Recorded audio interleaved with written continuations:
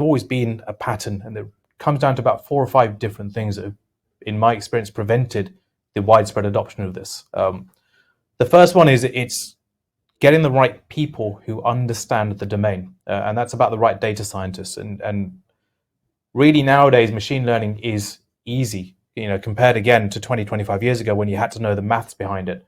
And anyone who knows linear algebra knows that it's nothing. There's nothing to like about it. You had to know it to build it. Nowadays, there are libraries. There are even things now with things like AutoML that make the machine learning side of it easy.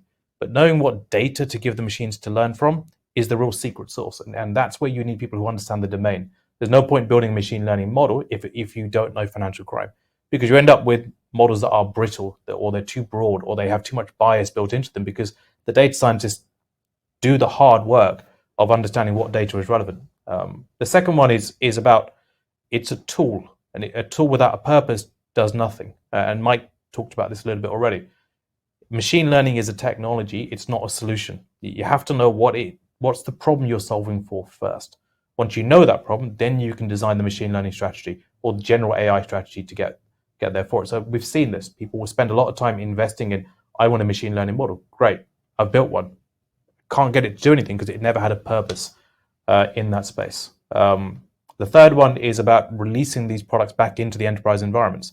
There are dozens of machine learning frameworks out there that work on people's laptops and desktops. That's great. It's a laboratory. How do you productionize that with laboratory? How do you get that model working in a meaningful way at enterprise grade? And that means it's working quickly. It's working within your performance SLAs. And if that hasn't been planned for, a lot of these models reside in laptops and desktops. They never make it into these production environments.